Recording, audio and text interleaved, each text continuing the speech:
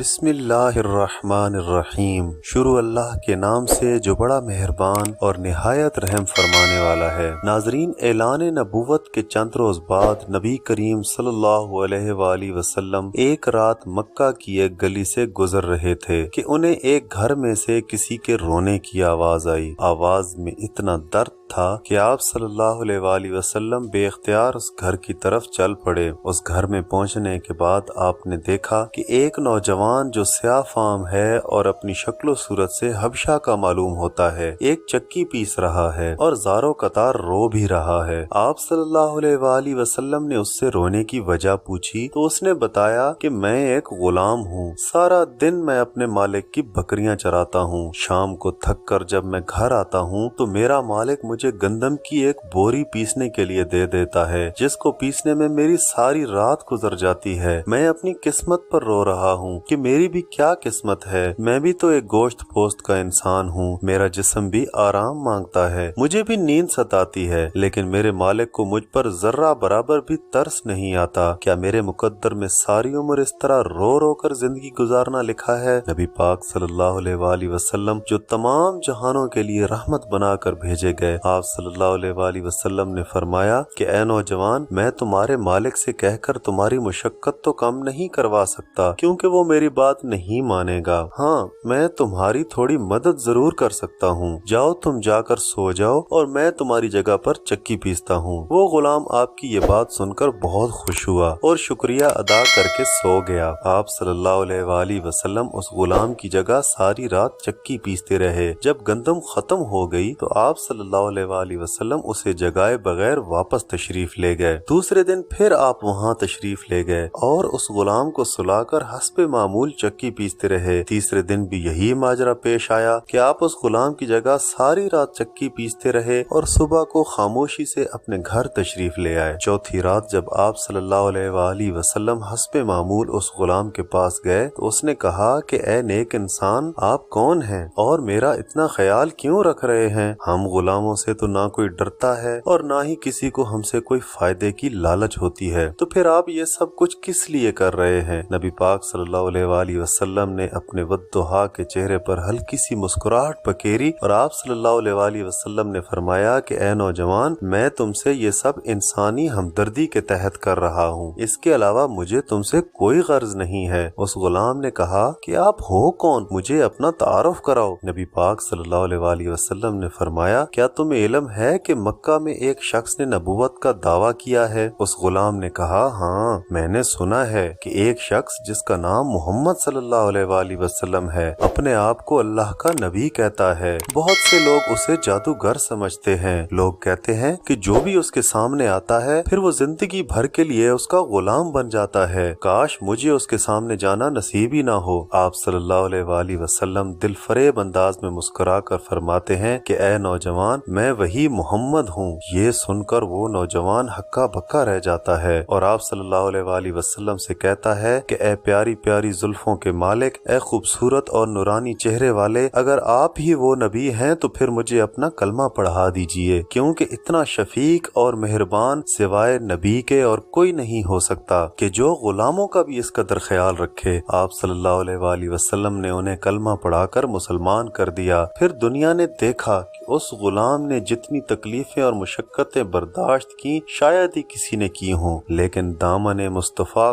کبھی نہ چھوڑا۔ انہیں جان دینا تو گوارا تھا، لیکن اتنے شفیق اور مہربان نبی کا ساتھ چھوڑنا گوارا نہ تھا۔ آج دنیا انہیں بلال حبشی رضی اللہ تعالیٰ عنہ کے نام سے جانتی ہے۔ نبی کریم صلی اللہ علیہ وآلہ وسلم کی ہمدردی اور محبت نے انہیں آپ صلی اللہ علیہ وآلہ وسلم کا بے لوث غلام بنا کر رہتی دنیا تک مثال بنا دیا۔ ناظرین، اس واقعہ سے ہمیں یہ سبق ملا کہ ہر کام اللہ کی رضا کے لیے کرنا چاہیے اور کسی انسان سے اس کے اجر کی امید نہیں رکھنی چاہیے، کیونکہ اجر تو اللہ کی ذات نے دینا ہے اور اللہ کی ذات سے بڑھ کر اس روئے زمین کیا پوری کائنات میں کوئی اجر دینے والا نہیں ہے۔ کچھ لوگ کہتے ہیں کہ فلاں نے تو تمہارے ساتھ برا کیا اس لیے تم بھی اس کے ساتھ ویسا ہی کرو۔ نہیں، اللہ کے نبی صلی اللہ علیہ وآلہ وسلم کے اخلاق اپنانے کی کوشش کریں، بے شک اس عظیم ذات کے کے اخلاق تک پہنچنے کا تصور نہیں، مگر صرف اس امر کی کوشش ہی ہمیں بہترین انسان اور آپ صلی اللہ علیہ وآلہ وسلم کا سچا امتی بنانے کا سبب بن سکتی ہے۔ ہمارے پیارے نبی حضرت محمد مصطفیٰ صلی اللہ علیہ وآلہ وسلم جیسا اور کوئی نہیں ہے۔ آپ صلی اللہ علیہ وآلہ وسلم پر